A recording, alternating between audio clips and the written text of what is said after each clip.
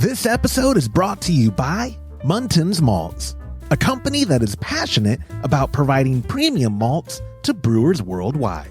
For over a century, Muntons has been a leading supplier of brewing and distilling malts, offering the finest British malted barley on the market. You can experience the difference Muntons offers by joining a recipe receiving tier of our Trub Club, because every kit that ships out now includes premium Muntons malt. You know, we've known the Muntons crew for a long time, and I can tell you, friend, you're going to love brewing with their grains. Ask your local supply shop to carry Muntons malts, or homebrewers can pick up some right now online at txbrewing.com. Join our Trub Club at homebrewhappyhour.com/club. Be a part of the community and come brew with us. Thank you, Muntons, for supporting our efforts and homebrewers worldwide. Today's show is brought to you by Hopsterette.com. Grown in the esteemed Yakima Valley on the Pewterball family farm, Hopsterette.com offers the widest variety of hops available online at incredibly competitive pricing. It's simple. They grow hops, they sell hops, and they ship hops straight from their family-owned farm to your doorstep. Producing the highest quality hops is Hopsterette.com's passion, and they're proud to be an independent grower in the craft beer industry. Go to Hopsterette.com right now and get what you need to make your brew day better. That's Hopsterette.com. Today's show is brought to you by Imperial Yeast. You hear us gushing over Imperial Yeast all the time, and that's because their yeast performs for us in every batch that we brew. Imperial Yeast is adored by commercial breweries and home brewers alike. Their pitch-right pouches are jam-packed with over 200 billion fresh yeast cells, guaranteed to deliver flawless, fast fermentations every time. Imperial Yeast strains are grown by a team of pro brewers and home brewers who live to help other brewers learn more and ferment better. Join any recipe receiving tier of our Trub Club and get a free upgrade to premium Imperial Yeast with every recipe kit that ships out to you. Learn more at homebrewhappyhour.com/club and come brew with us.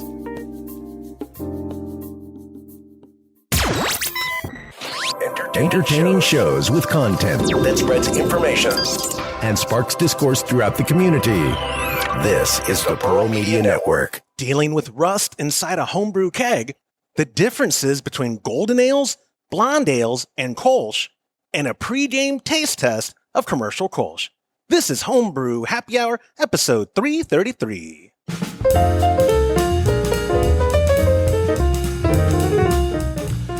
Well, hello, and welcome back to another episode of the Homebrew Happy Hour. This is the show where we supply the answers to your homebrewing questions and discuss all things related to craft beer. If you have a question you'd like us to discuss on a future episode, go to homebrewhappyhour.com, click on that submit a question link at the top of the page, or now you can call, leave a voicemail, get yourself a $25 gift card to kegconnection.com at 325-305-6107. I'm one of your hosts, Joshua Stewman, joined as always by the Director of Operations at cmbecker.com at home base, because someone had to work today, Mr. James Carlson, as well as the President, Chief Keg Washer, just rolled up with lunch. I still have burger between my teeth, Mr. Todd Burns. Gentlemen, hello. Hello. Hello. Hey, yeah. Hello. Hello. I just watched that episode not that long ago. I love it. Like, you have to pick between me or hello, and he on the pier. We have no idea what you're all talking about. Oh, James does. Seinfeld. Okay. His girlfriend's belly button, they have like this whole character for her where it's like, hello. So Jerry pitched that, and then when he tells his friends, like, we can do it, they're like, are you nuts? You picked this thing over a human? Yeah, Seinfeld is, it appeals to my inner, I don't know the word, like just low life. I don't know. Either way. Welcome to the show. We are, if you cannot tell, we are getting in gear for Kolsch Cup 2023. We've got tasters. I've got the Kolsch book. We've got the trophy for the Grand Champion medals. More importantly, sorry for messing up your barn. We've got a ton of shipping stuff because I packed this beer fridge full of entries from people vying to be King of Kolsch 2023. I'm excited. Can you clean it up a little bit? cleaned it up a little bit before the show, though. It was like 30 seconds, James, 30 seconds before we were recording. He goes, why don't you clean that up before we record? It doesn't look good. I was like, nothing looks good right now. I've been rushing putting this together. We do my whole plan. Sometimes I pinch myself to see if this is reality. Today we're drinking a ton of Kolsch, for a commercial Kolsch. Yep. Tomorrow we're drinking a ton of homebrew Kolsch. Yep. Saturday we're drinking a ton of homebrew Kolsch. And probably commercial Kolsch. Yeah, Kolsch. Yeah. And that whole mini. I can't even say Kolsch. Yeah, that whole mini keg I brought of Frou. And we have a mini keg. If we want to, mix it up a little bit, we have a mini keg of alt beer too. We do. We are getting sloshed. It's going to be great. Oh, your wife's at the door. My wife's going in the door. I don't know. We're recording. Okay. Yeah. Anyway, so she's bringing the most barky dog we have in with her too. It's Brady. Yeah. No, I could cut all this. I'm not gonna, but I'm saying I could. Yeah. No, that's fine. Anyway. All right. That's the only time my wife ever knocks on my office door is when I'm recording. Is it really? That's every time. Hilarious. And then when I tell her or when we're doing something for the show. Anyway. We do have some small talk to get through. First off, HomebrewCon is in 3 weeks is when we're hitting the road. I think it is June 1st. No, pardon me. It's not is it even 3 weeks? It is 3 weeks from today is day one of presentations. We give our presentation 3 weeks from tomorrow. I'm here at headquarters. I forgot that slide. We should practice it. We do finish it. Maybe should we finish it? Yeah, what my plan is, I ran our whole thing through Chat GPT. Don't worry, guys, we're going to do great. AI is going to do this for us. But we are going to be in San Diego for HomebrewCon 2023. We're giving our talk on Friday. I believe that's the 22nd, or is that the 23rd? You have your phone out. Yeah. At 1:30 p.m. I don't have it in my phone though. At 1:30 p.m. Pacific that Friday at HomebrewCon, we're going to be giving our presentation on draft beer, all about serving your home brew through alternative means other than that stinky bottling. And I know a lot of y'all out there listening still bottle, great, whatever, good for you. But we're going over draft systems, why we think they're the best, and the various methods that you can use or utilize to serve your beer on tap.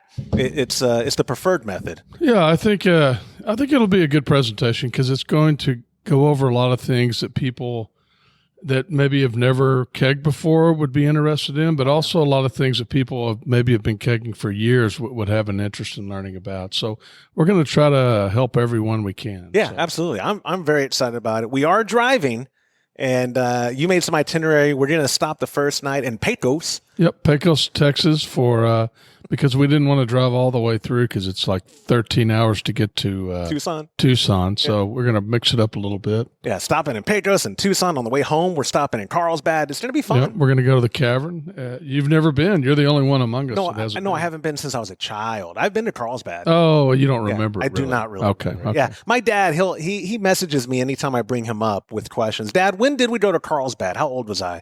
He'll probably say, you were 14, you idiot. How do you not remember that? But or he'll just find a reason to call me an idiot. But anyway, so HomebrewCon, you can still get tickets. You missed out on early bird. You missed out on early bird, but you can still come hang out with us in San Diego. Go to homebrewcon.com and register for your tickets there. Also for Trub Club, I'm pretty confident I did make a side for that.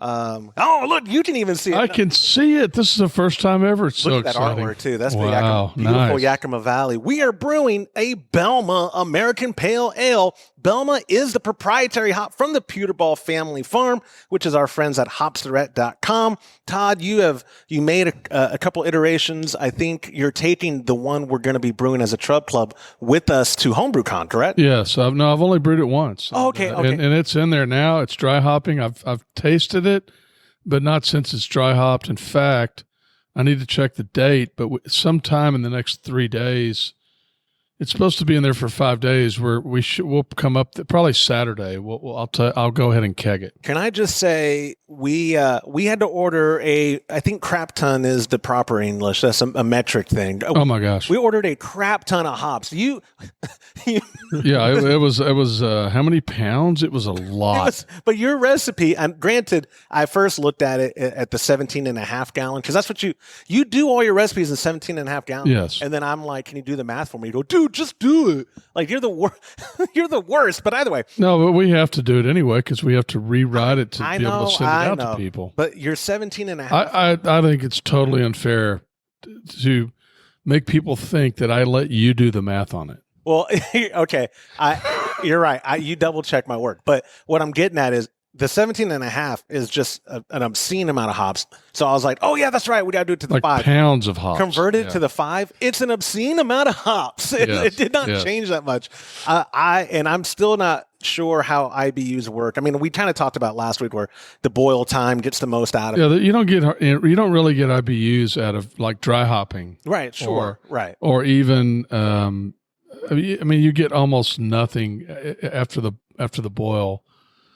When you're actually boiling is when you get bitter, and you don't get much at all if you only boil it for 5 minutes versus boiling it for an hour. So it really makes. I mean, almost all the hops in here are not bittering hops, and it's really the IBU. I'm saying the wrong word. IBU on it is not that high. It's 20 something, isn't it? No, it's higher than that. Okay. I forgot to. It was low enough to be like, oh my gosh. Yeah. It's not. It's. I think it's like 40. But it's going to be like an aroma bomb. Aroma bomb. Yeah, but we hope. Yeah, we haven't. Yeah. You say we hope. Yeah. Well, I'm interested to see. It is a ton of Chinook. Centennial. Ton of Belma. That's a lot of Belma. Ton of Belma. Yeah, a lot of Belma. It's a real eclectic recipe. It's a good time to join because again, this is one. Thank you to our sponsors at hopsdirect.com, at Muntins, of course, for providing the premium grains there, and our friends at Imperial Yeast who have had our batch since day one. You can go to patreon.com/Homebrew Happy Hour, join a recipe receiving tier of the Trub Club, and hop on board, brew this with us. It's going to be fun. Yep. I do need to say also something I forgot at home base, because I don't bring all my hard drive stuff with me. The ad needs to be updated. You cannot go to txbrewing.com and get Muntins. Right now, for online retail, Homebrew Happy Hour Trub Club is the exclusive way to get Muntins grains. Texas Brewing, let's talk about that real quick in the small talk. Okay. Another one bites the dust, man. They shut down. Yeah. Another homebrew shop, another homebrew supply shop. Yeah, I mean, he's really focusing on the commercial end and does a lot of business in that. So I think what's happened is he's just decided to focus on breweries and supplying the ingredients to them versus the homebrew side. It's just not, unfortunately, homebrewing businesses have not done well over the last few years, and it's very unfortunate. It is super unfortunate. But we do appreciate everybody supporting Keg Connection because our numbers have gone up. Over the last half a year, and we're not exactly rolling around in cash, but we're not losing money anymore, so that's good. Yeah, right? That's a good thing. I'm not, used to this show. He was like, "Why are we still doing it?" I was like, "No, hear me out." But it's finally. No, I've always enjoyed doing this. I know you have. The only thing I've ever said is sometimes I think that maybe he just gets on social media and talks to all you guys all day long instead of working. That's my only complaint. Yeah. Now they text me direct. I don't even have to get on social media. It's fantastic. But it is, and about the homebrew supply side, that was one of the reasons you saw the writing on the wall earlier than maybe you wanted to exit, but you just knew, like, man, we got to get out. The hardest thing was the shipping. Even now with Keg Connection, with our $9.95 flat rate shipping, that never covers it. It never covers it. We're always losing money on it, and it really is hard to make positive numbers with what's happened online with shipping and everything. Yeah. And I think a lot of companies are seeing that or having trouble with that. Yeah, it's difficult. And the local shops, it's just hard to be competitive and get enough people in, and it's a very difficult proposition to open up a local homebrew store and have it be successful. It's a difficult business. But I will say you are, without spoiling anything, because nothing's set, but you're kind of brokering with another online retailer between Muntins. Like, we're hoping to get them available for online purchases. Yeah, we're going to try to doing our best. We're working with Muntins to try to find places where you can go out and get Muntins grains because they're fabulous grains and we want people to be able to get them. So. Yeah, but again, right now,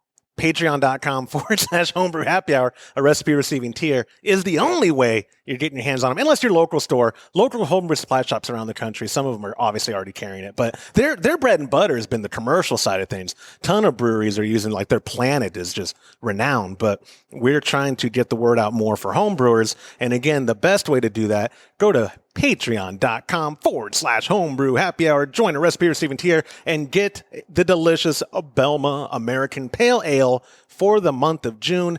We got to figure out the logistics. You know, I should have, while we're pouring beer at some point, I should take a little sample off that and we could try it.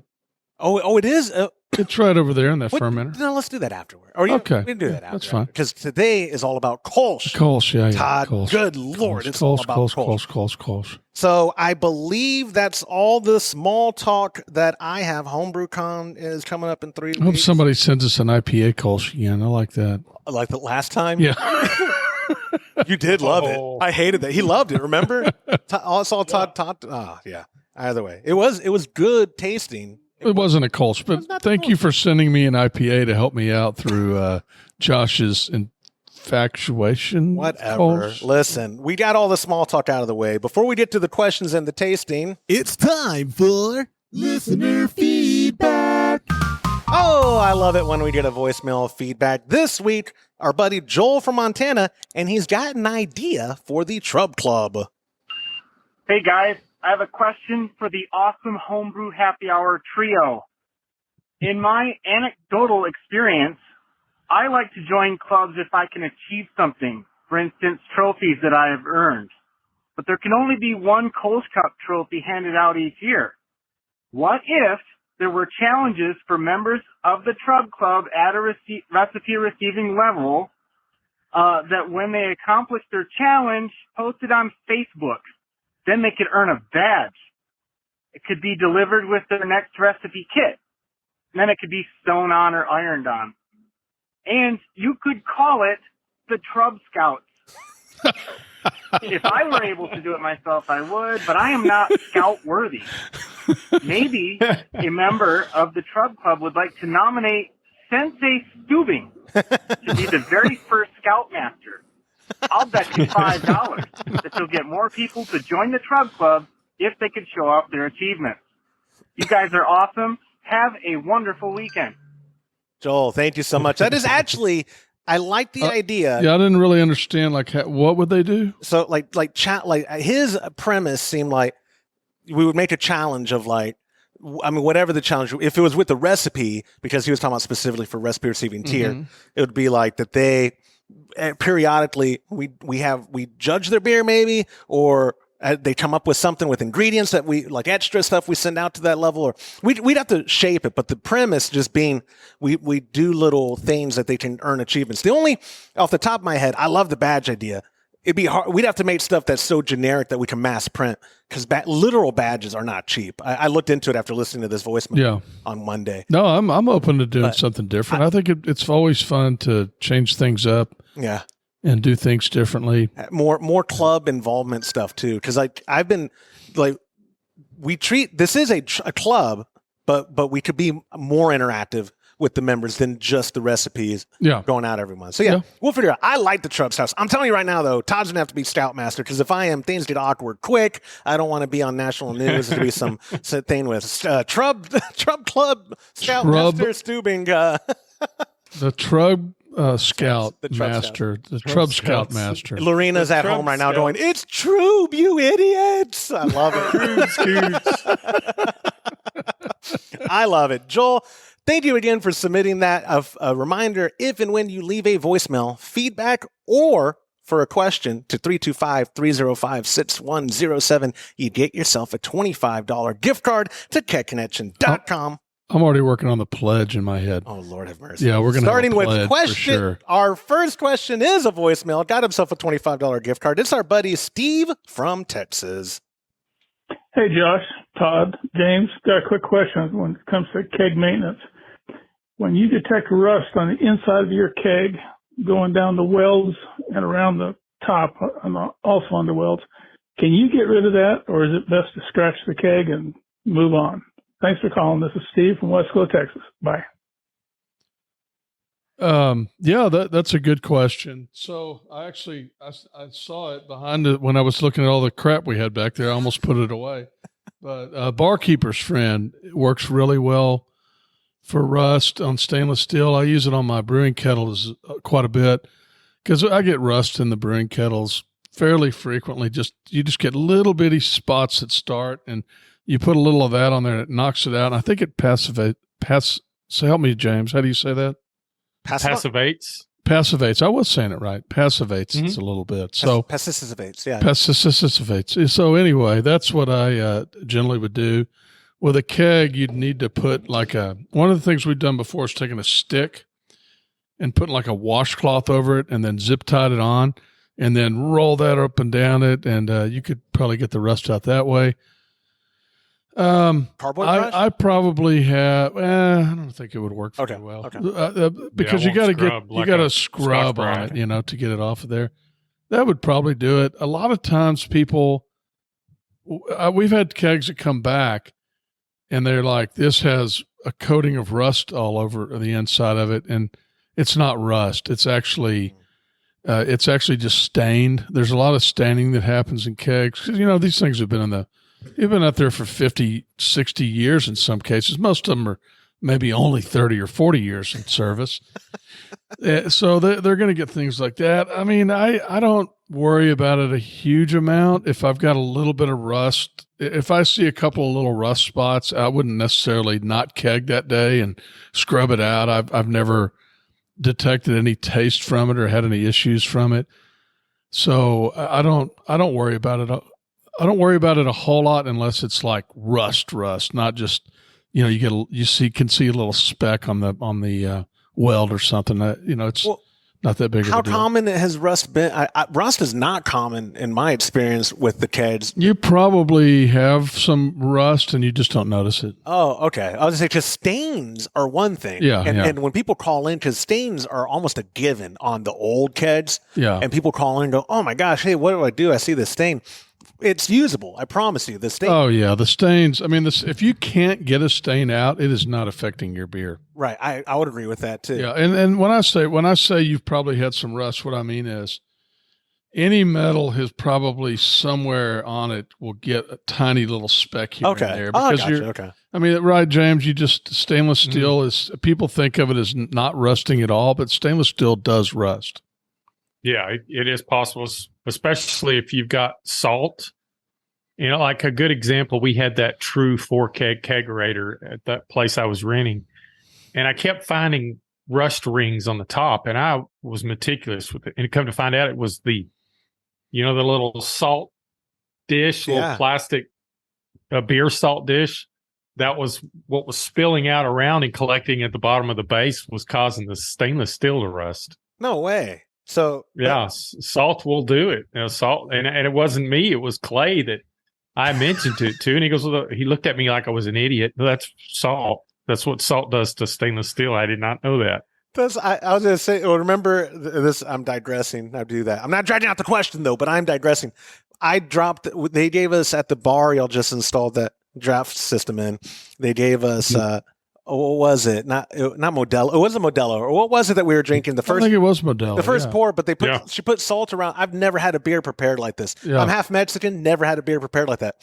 I had a lime on it, so I was like, I don't want to put lime on beer. I picked it up, and a bunch of salt fell off of the roof. Oh, yeah, I remember It's a volcano, and all of a sudden, and I'm too embarrassed to ask it for a proper towel, so I'm grabbing bar napkins, and oh, God, yeah, who knew what salt can do? James, I don't blame you either, man. Salt's rusting out.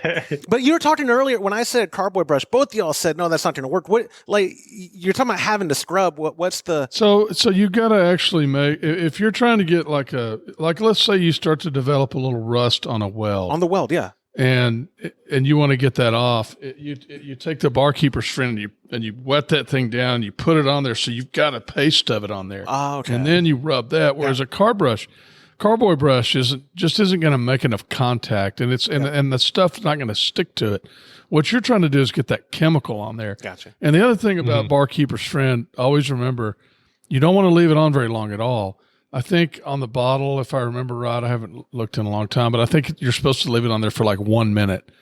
But you don't want to leave it on too long because it is acid, basically. So, Yeah. And so when rust, like you're saying, the little spots, you don't worry. But is that, like, James, is that a potential for bacteria to harbor? Like where that keg, I mean, we know scratches are, right? Like a keg could, in theory, be, or a kettle specifically too, it has scratches on it. Oh no, it can harbor this. And now you don't really want to use that unless you're doing kettle sours. Have y'all seen that with the keg? So the rust itself wouldn't do that, but if you had enough rust for long enough, you could get a pitting. Okay. And the pitting could do that. And it wouldn't be any different than a scratch, Okay. Still an area for bacteria to hide in, and that sometimes you can't get to with the sanitizer. I sound like I'm doing an infomercial for Barkeeper's Friend, but we have no affiliation with them whatsoever. It will also help in that situation because when it does the work that it does, it'll seal that off as well. So you don't have that place for that bacteria to grow. They don't. We have no affiliation. People listening aren't going to know who you're talking about because I'm bleeping them out every time you said it. Oh, okay. They give me no money. You don't do no advertising here. No, I'm kidding. No, we love Barkeeper's Friend. Beep, beep, beep is great. Yeah. Yeah, I love using on my rust and kegs. Yeah. Anyways, Steve, great question. Thank you for submitting that. Again, guys, reminder, when you leave a voicemail, feedback or question to 325-305-6107, you do get yourself a $25 gift card. If you text that same number or use the submit a question link at the top of homebrewhappyhour.com, you still get a $15 gift card, which I think is pretty good. Like our second and last question of this week's episode, our buddy Paul texted, Joshua and gang, golden ales, blonde ales, and Kolsch ales. What's the difference? And why the obsession with Kolsch and no love for the others? Well, Paul, Germans invented beer. I don't know if you heard our friend last week, who the pedantic German from last week. Germans invented beer. No, Kolsch. When you took me to Germany, 2018, and to Cologne after a trip to Dusseldorf, is when it punched me in the face. Like, this is what my life has been missing. Golden ales. I don't actually know the difference between golden and blonde, but blonde and Kolsch are similar in style, but blondes don't adhere to the Reinheitsgebot because they don't have to, right, James? Am I getting that right? Like that's right. They may not. I mean, they may. Oh, no, totally right. And some people here are purists because I do believe in Germany, lawfully, you can't call it a Kolsch if it's not brewed in Cologne.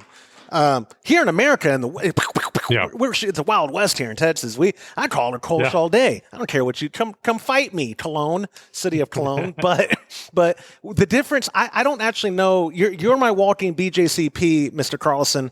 What is the difference between a golden ale and a blonde ale? I thought they were synonymous, but they might be different categories. I really don't know. Well, I don't have my book with me, but the golden ale, it's a color issue, right? The golden ale is just probably has a little tiny bit of some kind of roasted malt, or a blonde ale or pale ale. Would we missing that? Is really, really paler. I would say, in my opinion, a blonde ale is closer to a Kolsch than a golden ale. And a golden ale, the ones that I've had in the past, they tend to be a little hoppier than a Kolsch. That's another thing too. The style, that's a Cologne ale with kind of the yeast it's funny, the Kolsch yeast you can use at colder temperatures than you can with regular ale yeast. That lends to a crisper, cleaner taste, brighter beer. It's just brighter beer, a little easier to drink.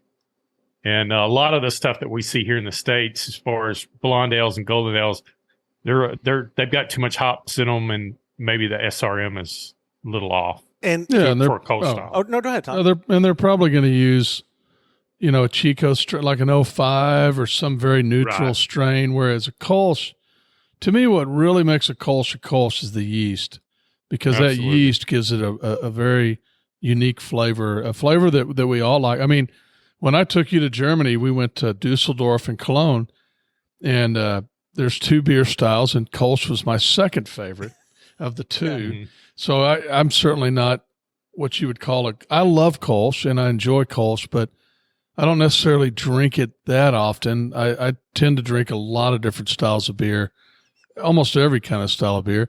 And Josh he's like the old man who only drinks one thing and he doesn't like anything else. It's kind of, I don't know if narrow-minded. I don't know what it is, Josh. Have I reminded you of the story at Papa Jack's Jazz Club in downtown Cologne, where the 99-year-old woman hit on me? Yep. I just have such fond memories of that, Kolsch. I think it's because you come off as old. Yeah, it has to be why she. And look at me. I mean, I'm old. I come off as young. Yeah. It's because I like to try new things. No, it is. I do that with everything, though. My wife criticizes me. Like, what am I going to have for lunch? Oh my gosh, are you not wearing the same hat you've worn for 15 years? What is going on? My back. I'm wearing my backup purple hat.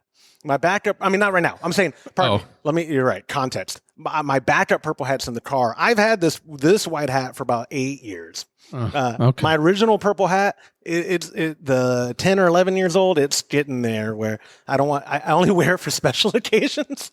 Oh God, that thing's dirty on the hat band. Yes, because I wear it all the time. I didn't know you could wash hats until very recently. Oh yeah. But anyways, you can replace them too. You know. Stop digressing. Sorry. Tried to that he called my wife one time and offered her. She just said money. I don't know how much for if she would destroy the purple hat, and she said it's futile because he has like 15 of them. Yeah, he has backups. He has exactly the same. And hat she doesn't know where they they all are. She only sees. Like I'm going to show her my entire stash of backup purple hats. He has a box at a bank. Yeah, I do. That he pays like $20 a year for. My deposit box. All it has is a stack of the purple hats. Oh shoot, yeah, buddy, you know that. But back to Paul's question, because I keep this show on the rails. Blonde and Kolsch, blonde have more freedom, right, James? In regard, like you can have a blonde ale using 2-row as your base malt and Cascade for your bittering hop, and it still come out very crisp and straightforward. But it wouldn't be a German Kolsch because it's not following it's not using a noble hop. Like that's a big deal. And like you said, Todd, it's probably not using a Cologne-specific strain. That is, I agree with you. Your premise, I think, nails it. The yeast is what really makes a Kolsch. I think we could brew, like mine, for a 5-gallon, 8 pounds of Pilsen, 1 pound of Vienna, and then Hallertau Middle Fruit at 60. Yeah. And if I substituted Dieter for 05, I think we tell the difference pretty quick. Certainly. Yeah. I mean, that's where you get that fruitiness that's the subtle hint of fruit. Yeah, If you brew it right, you won't get a ton of esters like I've done before. But yeah. And I only do one hop edition. I do a 60-minute on my true to style Kolsch. Just one hop edition. I'm pretty sure I just stole yours. What do you know yours off the top of your head? The true That's style? Exactly my recipe. It is, right? I was going to say, because that's all I just stole yours. And I say my recipe. The recipe I brew, let me give context and credit where credit's due. James comes up with them. I make artwork and then claim them. Right. I'm a real colonizer, as you might call it. Anyways, though. No, but he only likes I thought to that colonize. was called capitalism, right? Yeah, that's right. That's capitalism, baby. I love stealing IP and making it. But that's why I'm very anti-IP laws, as we both know, and pro-child labor. And we could digress this whole episode into. Oh yeah, let's move on. But anyways, so I think the beer. When do we get to open the beer? Yeah, go ahead, Todd. Open them up. So, Paul, thank you so much for submitting that again. You get a $15 gift card when you text or you email, or if you want a $25 gift card, call in, leave us a voicemail at 325-305-6107. The first Kolsch we are trying for this week, and if you're an audio listener, which literally 98% of our audience is, you can go to youtube.com/homebrew happy hour, check out this episode because you'll want to see the colors, you'll want to see the faces. It is a visual heavy one, but we're doing now the Kolsch taste test pre-gaming because tomorrow is day one of Kolsch Cup 2023. We're going to be judging Prost 35 or 34 people ended up sending their beers in. Some had to withdraw and some got lost in shipment. So some are still arriving today, James, I was told. So we will figure that out. In the truck. We got to. Okay. Yeah, you got to get them out. Well, they're fine. Okay. Well, first, it's in the garage. So we're starting this taste test with Gaffel Kolsch, which is straight imported from Cologne, so that we set a baseline of what Cologne Kolsch can taste like. I have literally many times sat in this brewery and had this beer and had food there, and it's a really good experience. On our score sheet that we're using for the official, the main categories, it goes over aroma, appearance, flavor, mouthfeel, and then overall. The aroma, it almost has kind of a yeasty aroma, doesn't this it? is a little.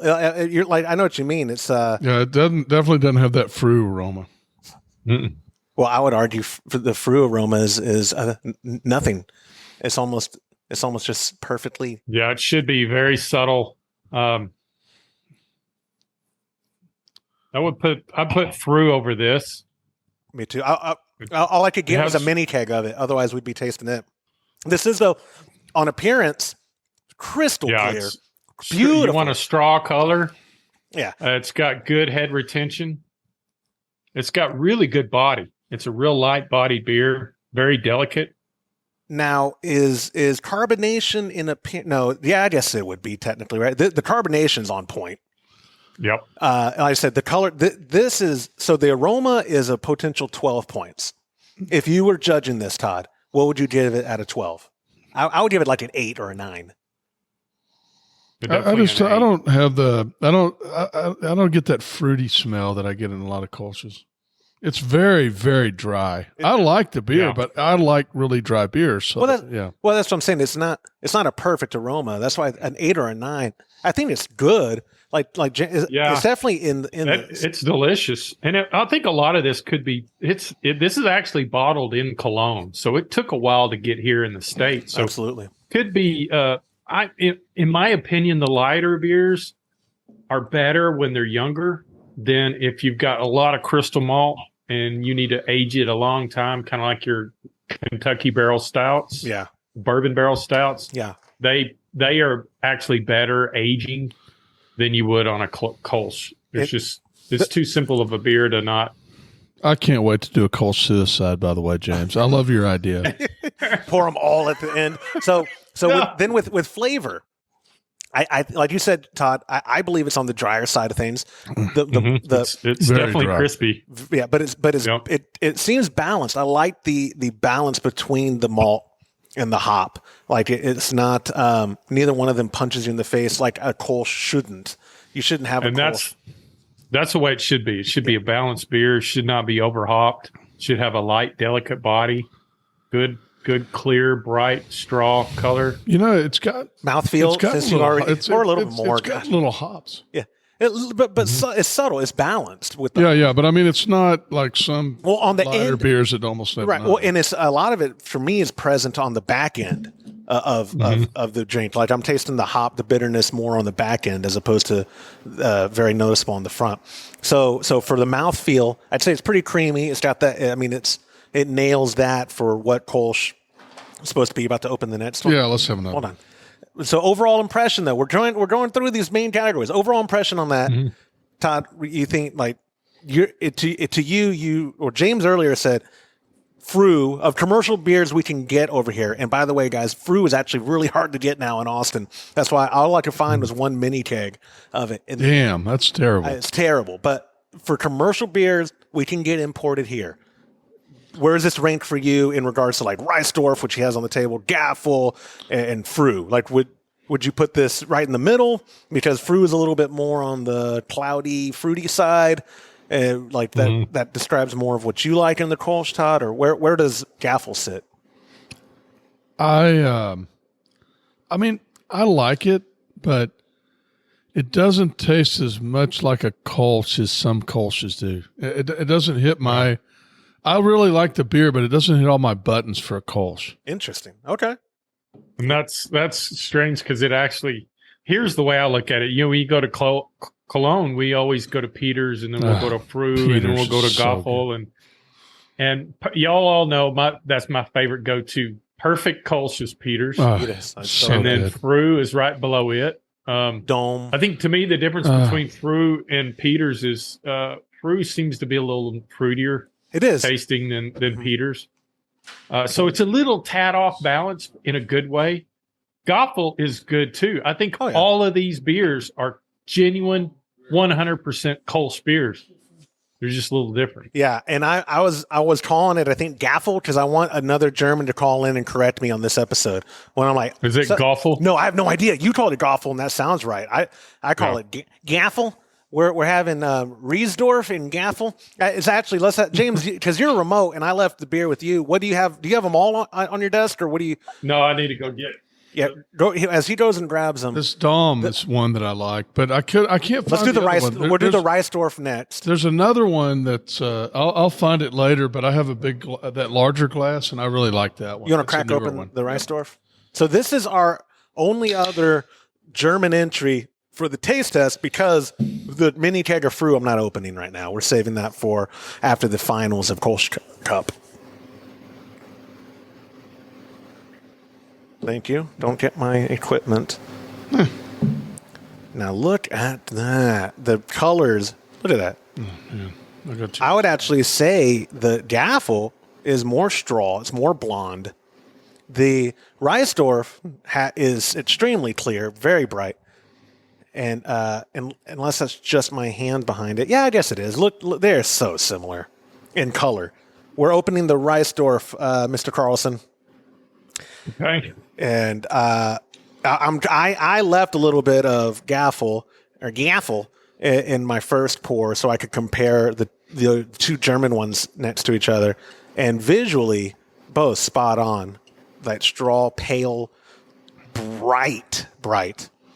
Now, Mr. Burns, what are you getting on that aroma? Is that more up your alley? Yeah, I don't get much. Oh, see, I like that. That's what I like. I know what you're saying, because Früh is on the fruitier side. Yeah. But I don't mind when it's nothing. Yeah, I get almost nothing there. Yeah, no, you're right. Yeah. The taste, though, to me, this is more of a Kolsch. This taste, I mean, it's ridiculous to say when you try two Kolsch's from Cologne. I know what you're saying. This is more like a Kolsch. Well, but this is what I expect in a Kolsch, this flavor. And do you disagree this has a little more body to it than the gaffle? I mean, like it feels more full than it does. You know what I mean? I better fill mine up. Right, not as dry. No,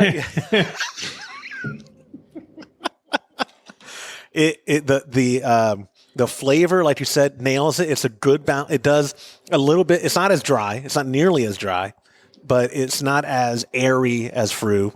But the flavor, like you said, it nails it. Of a potential 20, what would you give it? An 18? Why are we going from we were 12 while ago and now we're 20? Because each category, has its own. Oh, I didn't notice that. Now it makes sense. I was like, where did he pull 12 and then 20? I gave you the scorecard. How come appearance only gets 3? That seems. I lifted this from the BA, man. This scoring system, again, me stealing and making it my own. I took off all their logos and put ours. And now to me, the flavor on this one would be very high, maybe even like an 18, 17. 17, 18? Yeah. And it's okay to be perfect. I mean, what would a perfect one? What would it take to get a 20 for you? Would a Früh be a 20?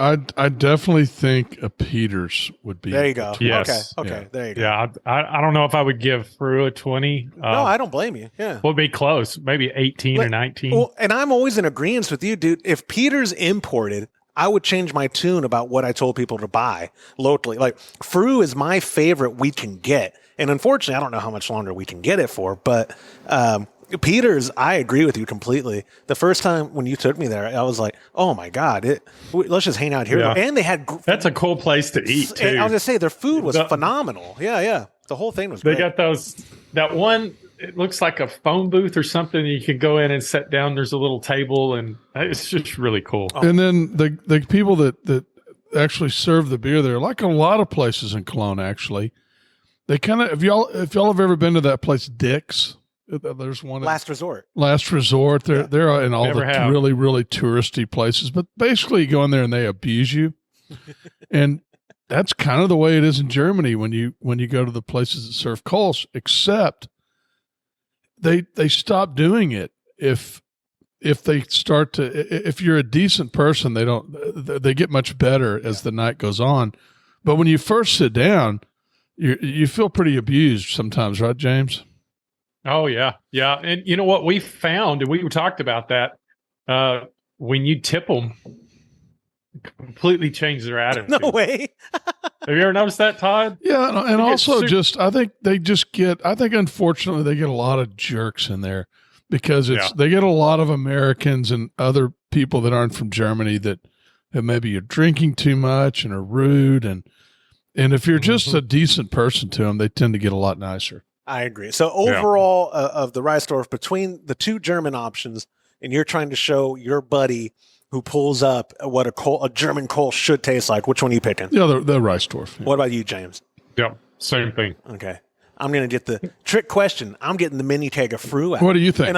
Between the two, what do you think? No, I think Reisdorf, but because it has more qualities of a Kolsch that I prefer. Yeah. And that's why I do like Kolsch Cup is fun. I'm pairing you and James up again because y'all's tastes are close enough.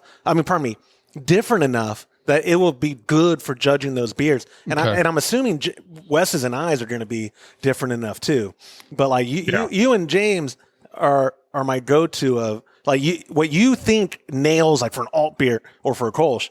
He might disagree on some of the points, and so I think those beers will get the best overall judging of it, especially on the last day. One of my greatest things was when Bauman, who would normally go against me because I've been a friend so long, when he agreed with me on the alt beer, and I could tell it bothered James. You know, he's like, "Oh no, when y'all, I forgot y'all all went to Dusseldorf. That's right. Which one was his favorite? Schumacher or not Schumacher? You like Udige." Uh-huh. Right. Yeah, he liked it. He goes, I think I do like this one the best. And James is like, what? It's like you've been talking to him. Oh, yeah. Todd's been in his ear. Anyway, all right. So do you have to go back to the fridge to get more, or did you bring them all? No, I got them all. Okay, perfect. So let our first all. Well, the rest of these beers we have are from Texas, and most of them are actually from. Oh, so James, that's the only one he doesn't have. I forgot to. This was out of your fridge. I love these. Wow. From Independence, I didn't buy them because I didn't see them at Total Wine. Okay. But of these, that's also though a Texas beer. All of these are Texas now. Oh, never had this one. Let's do the Gulf Kolsch. This is from Twisted X. I love the name. Isn't that cool? They're out of Dripping Springs. Yep. Phenomenal. They call it Gulf Kolsch, but then it's a blonde ale, but it's a Kolsch style. Open it up, see what y'all think. This is what I took a lot of to the coast last year, and I've really enjoyed it. So don't. Oh wait, I gotta get a new glass. What am I doing? Yeah, I was gonna say you brought all those. And then James, you got the Gulf Kolsch. Yep, right here. Yep, that's what we're opening up. There you go, sir. Thank you. You're welcome. And again, we're very cordial when we're drinking together. I save a little of the first two because again, I like having the comparison to the German beer. And I like you saving it instead of me. So let me go down the list because aroma is first. Prost. Let's do the aroma first. Oh, on my nose. Oh, wow. See, this kind of that's pretty damn close. Yeah, pretty fruity. I'm not. Subtle. I mean, it almost exactly smells like Reisdorf.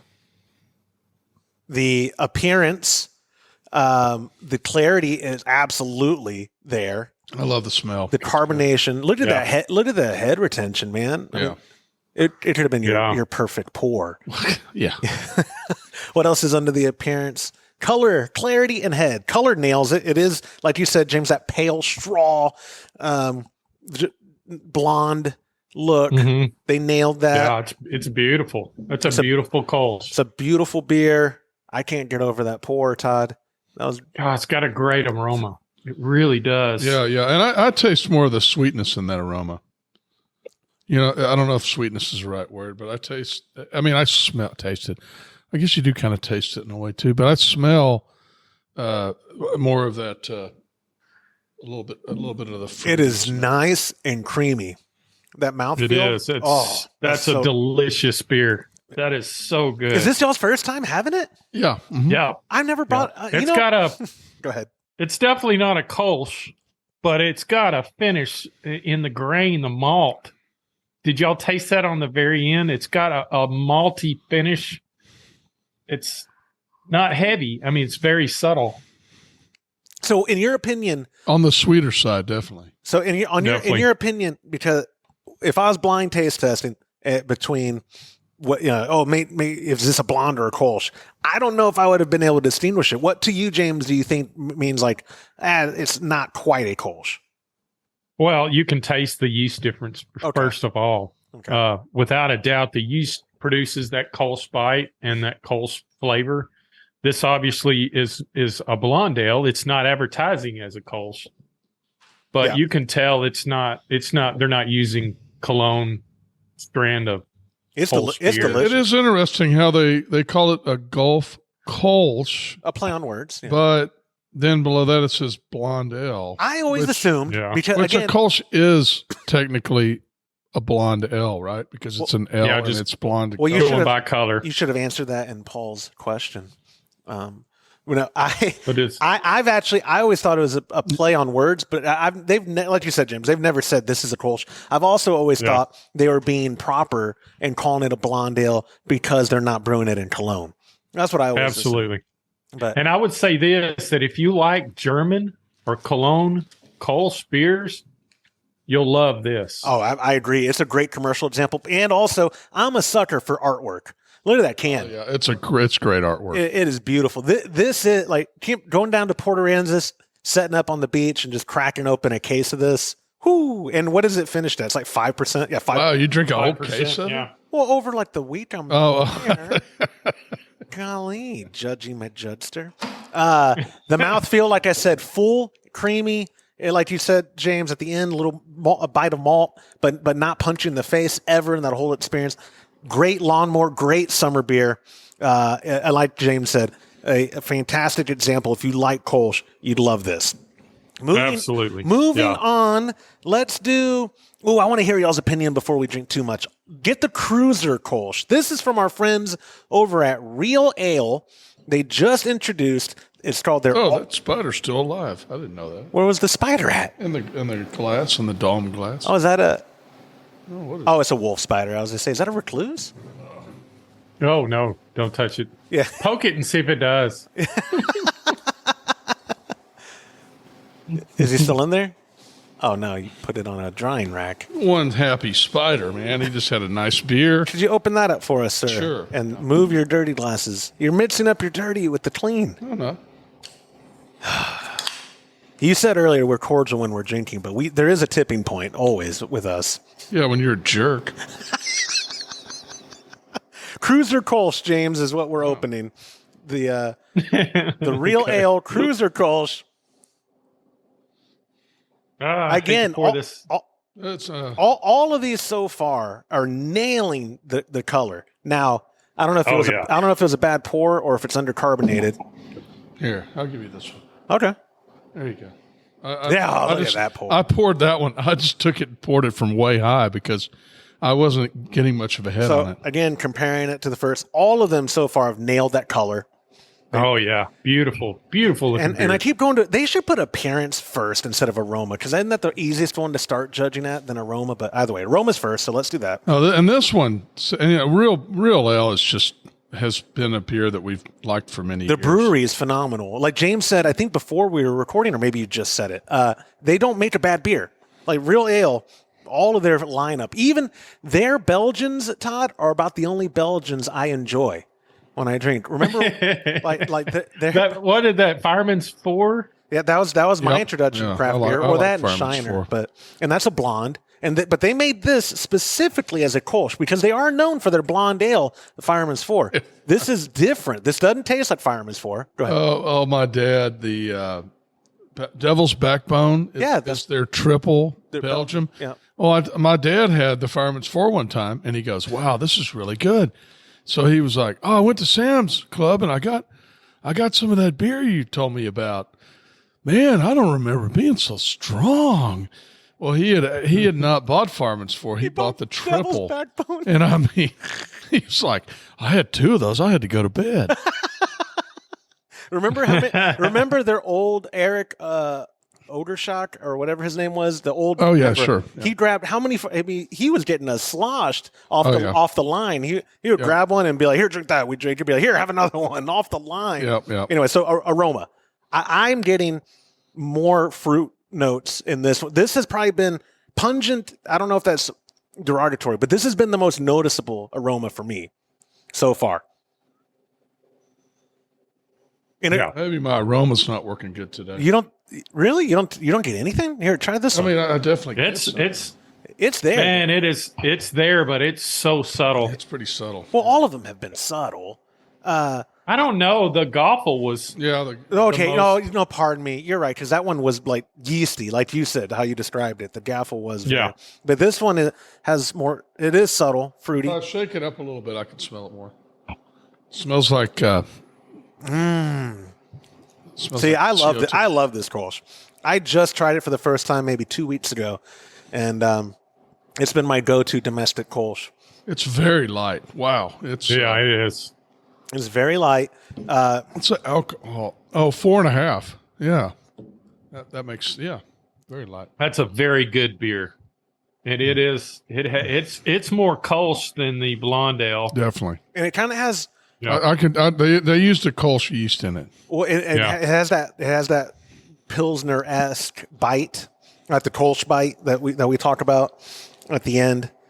I appreciate that. The mouthfeel, it's, again, I keep using this for all the ones we've had so far. Full and creamy. That's all I could ever ask for. Yeah, go ahead. Give this a 1-star review, Todd. Give this a 1-star review. I'm not going to say a word. It's who doesn't like a lot of head, right? Yeah. With full and creamy mouthfeel.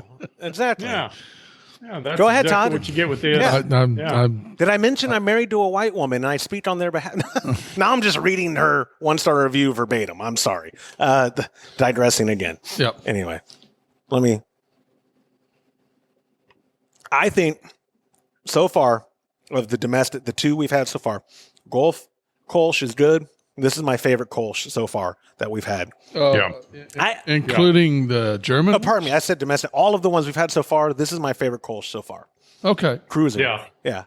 Including the German. Yes, including the two. Really? Okay. Yeah. We didn't open up Fru. I think I like Fru. I think I am. Well, you'd have to talk into. I'll say definitely gonna have to go with the Reitzdorf on that. Oh, okay. Yeah. I mean, you could have your own opinion and be wrong. It's a lot better than the Gaffle. The Gaffle. Gaffle. All right, moving on. We got 2 more to go on this pregame episode of Homebrew Happy Hour. I've never had the last 2. Let's do the 512 Local Crush, James. It's the white can with red and yellow. 512 is an Austin area brewery. It says it finished at 4.8%, and it does advertise itself as a Kolsch. I think besides the name of Gulf Kolsch, because I agree with what you're saying, James, they made sure to say it's a blonde ale. If they're advertising it as being a Kolsch, it's likely they used a Kolsch strain, right? Like this 512. It's very likely they probably used a Kolsch strain. Well, I would say this. You would, Todd would, I would. And who are we? Yeah. We're not commercial brewers, but I actually had a commercial brewer contact me wanting me to do a Kolsch for them. And I was like, I'll give you the recipe. Well, and when, we can ask him when he's on the show. Wes and them, I know for his Kolsch, he was using a Kolsch strain, but it was from White Labs or was it Y Yeast? White Labs. Yeah. Wow, this is totally different. The smell is, I haven't tasted it yet, but the smell is very different. Yeah, it smells just like Goffle. It has that yeasty smell to it. I was just going to say, it's very similar. And let me... Yeah. It's got a good color. Definitely sweeter, though. Well, I still have some Gaffle. Yeah. Smell it. It is like basically 1 for 1, right? Yeah, it's got a little bit of an off smell, like the Gaffle. Yeah. Well, you can really smell the Gaffle now that it's warmed up. Yeah. Wow. Can't you? Yeah. Maybe that's the secret, is to smell them after they've warmed up. Yeah. All right. So these are probably a little too cold for what we're doing, but I didn't want them too hot either. All right. The appearance, again, nailed it. So far, as a commercial beer probably does, commercial breweries have a lot more to lose in regards to if their beer is not consistent and on style. Right. So them nailing the appearance should not be. That's the least surprising part of the whole presentation. Now, flavor. What are you looking at? The different colors of those. They're all. I mean, but if the lighting might be different, but dude, they all nailed it. Okay. Yeah, pale, straw. The flavor. It's got a good flavor. It does, but at the end there, I like that. Almost like a cream ale finish. Obviously, there's no corn in a Kolsch. Yeah, but very. We hope. Yeah.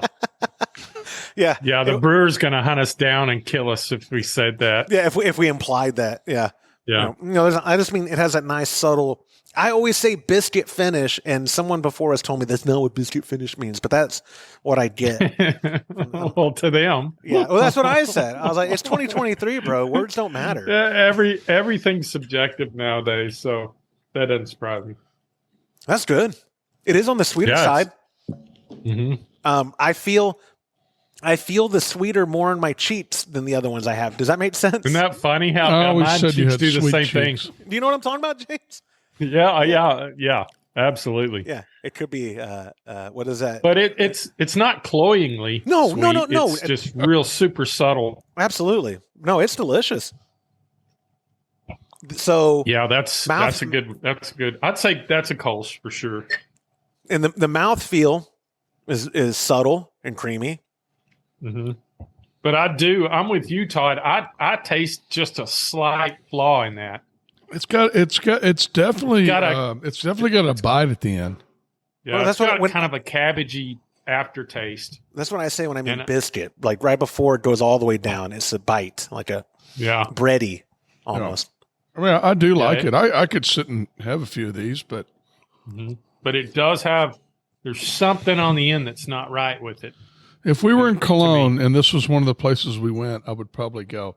That's okay. Let's go to the next place. And then you would cover with your toaster. No, you've got to do that line, Todd. It's real. Oh good. Yeah. Oh, your dad. My grandmother's favorite line. It's real good. I just don't like it. Yeah, that's what it was. Although I actually do like this. And to be fair, I'm probably biased because I really like the 512 beers. Like, their pecan porter is probably their most popular that I see at bars. Yeah, and by bars, the cigar shops I go to, their 512 that they always keep on tap is, I think it's the pecan porter, and super good, very popular. Yeah, 512. All these breweries so far are. I'm pretty sure they're all award winning, but they're all certainly solid. We're very spoiled where I'm at within a 40-mile radius of just having phenomenal beer in the Austin area. And we're like, with real ale, I'm 40 minutes from Blanco, maybe, more like 35 minutes from Blanco. If I could get my wife to drive me more, I'd be hanging out at their tap room all the time. Real ale is just incredible brewery. Are you looking for the last claim? Making sure that these are So moving on, James, our final Kolsch for this pregame taste testing. This is from Tetz's Beer Company, the only one not in the Austin area. I believe they're in Taylor. Never heard of them. I've never had Tetz's Beer Company either, but the Wild Kolsch, it was at Total Wine. I've never had it either. I went to Total Wine and More, and I said, give me all your Kolsch, and we found all the Kolsch that they had in stock.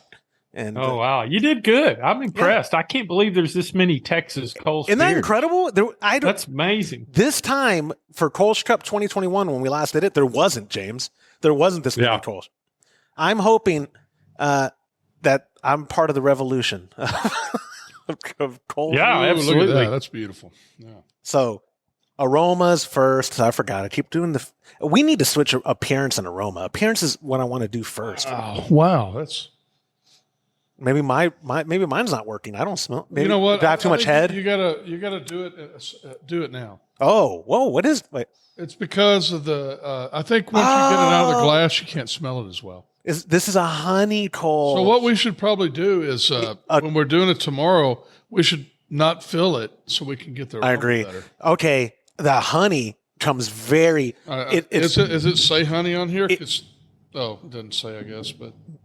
Yeah. Oh, I thought I don't see it on the can. Oh, maybe that. No, you're thinking of this one. That's a honey Kolsch. And that's the last one that you didn't grab. Well, does it not have a honey aroma to it? It definitely is very sweet aroma. Okay, yeah, and you're right. I had sweet in my nose, and I thought this was the honey Kolsch. We do have one more to try. Actually, you grabbed the wrong ones. It does. It has something that's different. Wow, that's different. The aroma is very sweet. So aroma is first one. It's very sweet. Yeah, I would say it's not as balanced as most of the others have been, where like the hops aren't coming through at all. For me, it's just very, very sweet. The appearance, though, again, nails it. That's not surprising. Very pale. Super bright. It is very bright. It's probably, of all of them so far, the cloudiest, but they're all razor's edge. They're all so close. But it is like a cloudy, pale. I used my line too fast. It's real good. I just don't like so you well, let me do the taste then, or the flavor. Oh, sorry, I didn't know you had it yet. It is a little sweet for my taste. But it's not sweet. bad. Yeah. That's very sweet. Yep. All right, I'm ready for that. This reminds me of the Kolsch from Fredericksburg. Yeah. Right? Yeah. Where, man, that aftertaste, do you not have any honey on your tongue? Oh, yeah, definitely. It's super And I know the last one literally is a honey Kolsch, and I'm not trying to, I don't think it's psychological. I have like this honey sensation on my tongue. You get the last one out? You really didn't like that one. That's funny. I did not get that one from the Fredericksburg Brewery, James. I wanted to get ones we hadn't had before. You know what? You wanted a good one, right? Now I got to edit that out. That one, it is not a bad beer. It is not a good Kolsch. How about that? Would you agree with that, or do you not like it at all? It's not a good beer, and it's not a good Kolsch. No, it's not bad. I don't like it. Well, good. I'm not going to leave any for you. Now Good. the Thank actual you. real final. Please do not. Now the actual real final one, Starbase Brewing. Never heard of them. We don't have enough clean glasses, though. Hang on. You get See, those two I'm Kolsch guessing cups. he's a Elon Musk fan. Oh, right. Like all the Starbase. 'Cause they have a barge that says, "Of course, I still love you," that SpaceX lands on. Oh, I didn't know that. Yeah, I watch them. Well, and look, the official geek. brewery of Mars, and it says it at This the top. is definitely An Elon fan. Well, look at that. Our brewery is 100% powered by renewable energy. It's in Austin. Never had their beer. Never even heard of them. Would you do us the honors, please? Sure. And Hey, they're part of the Texas Craft Brewers Guild too. That's a good thing. it is a great thing. Yeah. Halfway, remember, for aroma?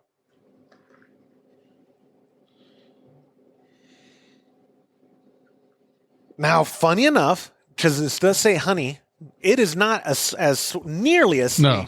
I mean, the aroma, I don't have the honey in the aroma. There's like little. Yeah, to that no other one should aroma. call themselves a honey. Yeah, this is super subtle, almost nothing in the aroma.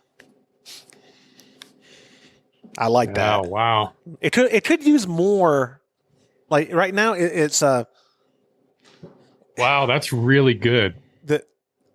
So let's hold on. I mean, you can't even tell the honey. Do appearance first. There's an order to this. So appearance, it's a little cloudy. It's a little cloudy like the last one, but pale and the color. The SRM, absolutely. And it is, there are some Kolsch's in the spectrum in Cologne that look almost like a pale ale, right, in regards to a little more golden than blonde, right? I mean, the SRM, I have my trusty Kolsch book here, but we'll go over that during Kolsch Cup proper tomorrow, which right now the plan, Todd busted his butt to get the internet over here adequate so that we can actually live stream tomorrow. Yep. That is the plan. So hopefully, Elon. Starlink internet. Yeah, exactly. Starlink and Elon, if you're watching this or listening to this. Camera's over there. Elon, if you're watching this or listening to this, we're going to need high upload speed tomorrow, please, buddy. Please, pal. Just for the day, we need high upload speed. So, flavor, and now I'm trying it. I haven't had it yet. James already was giving it kudos. Yeah, it's got a unique flavor. I don't know how you can do that with a honey beer, because it would lose points for me as a Kolsch. It's not bad. Yeah. It's not bad. That's good. It's a good blonde ale. There you go. It falls a little flat. I like it. I know Todd doesn't. Okay, between this one and the last one, which one do you like better? This one. Okay. Yeah. Those poor people. Like, I hope no one from Texas Beer Company is listening. Yeah, we just made a big deal out of saying the name again. Yeah. Oh no. Yeah. Well, sorry, guys. We'd love to try one of your other beers, though. They're like, well, send us your beer. I'll say, I will. James, can you brew them a beer? Made on Earth by humans. Like you said, James. I think it's good. It's not a Kolsch, but it's good. It's not good bad. blonde ale. The honey, if they're pushing it as a honey Kolsch style, the honey could be more prevalent, right? I mean, if that's gonna be the shtick, that's the gimmick. The honey is not very present. It is a little sweet, but it's not. Yeah, but that cancels it as a Kolsch. They're putting honey in 100%. it. Yeah. That Reinheitsgebot will bark at that. Yeah. Oh, what are you trying to end on your favorite? And he's going to do it. You got suicide. my scorecard all drenched. Do you not care about anything that I care about? No. Anyways, we're going to end with Todd doing a Kolsch suicide. That is all. Is it 7? 1, 2. I think I got all of them. Yeah, 7 Kolsch. Yours. Oh, for me. There's yours. I'm going to do mine now. Oh, God. So let's do a scorecard on the suicide Kolsch. Wow, look at that. Hold on. The aroma is not as bad as you'd think it'd be. The appearance. Okay, I can do this. There you go. Yeah, James too. The appearance held up. The appearance is extremely bright, pale straw, blonde colored. I think I was a little light on this one. Oh, you're just adding what you like. Well, I actually kind of, when I was pouring it, I accidentally didn't pour it right. The flavor. God, it smells like a good Kolsch. That's you know what? Oh my gosh, Todd, the flavor's actually good. Look at this. That's my favorite new Kolsch. Todd, it's crazy. You're paying me to do this right now. It's just so wild. Look at the color on that, James. I am utterly shocked. It actually is pretty good. I'm utterly shocked at how good that is. Wow, that is really good. Wow. It's like everything that we didn't like went away and it just kind of merged together and wow. And this is warm. I don't know about y'all, but all this beer is warm. That's hilarious. It's actually it's the second best so Kolsch I've had. It's really good. I cannot believe that. I was expecting to taste it and go, "Oh my gosh, it's terrible." Oh my gosh, it is not terrible. We could do that and enter it in a. That's what I was just about to say. I was just going to say that's what I'm going to bring to HomebrewCon. Yep, is just a bunch of different commercials. Yeah, let's take a keg and pour. We'll buy a 6-pack of all of them of everything and pour them all in a keg. Oh no! And call it the Kolsch Suicide. Oh yeah, I like it. I'm actually up for that. That's funny. We Suicide by Kolsch. We could do a 2.5-gallon keg. Okay, I really do like that idea. Yeah, I like it too. We could probably fit one in with the other kegs on the side. Yeah. Deal. Anyways, come to HomebrewCon this year and try the Suicide Kolsch. You won't be disappointed. We're going to end on the high note of a not terrible tasting mix of Kolsches. That blending used to be all the rage in like 2019 or 2018. I didn't know that. Yeah, it's been the rage for my buddy Eric for 20 years now. He loves to blend beers. Well, yeah, at HomebrewCon, that one where Love to Brew was there. The guy, Jiu-Jitsu black belt guy, I forget his the old, I know the you're old talking owner. about. Remember, they had their whole booth was just to push blends. Okay. But anyway, Kolsch Suicide, whatever, blah, blah, blah. Tomorrow, come to our YouTube channel, youtube.com/Homebrew Happy Hour. We're talking tomorrow's Friday, June the 2nd at 4 p.m. is the planned start time. Might be 4:30, depends on, because James has got to work for a living. And so he's going to be shutting down. By the way, you got to drink all those. Oh, I'm going to. Okay. While the credits are running, that's what I'll do. Okay? As the credits are rolling for the show. But anyways, so join us at youtube.com/Homebrew Happy Hour tomorrow for day 1 of Kolsch Cup.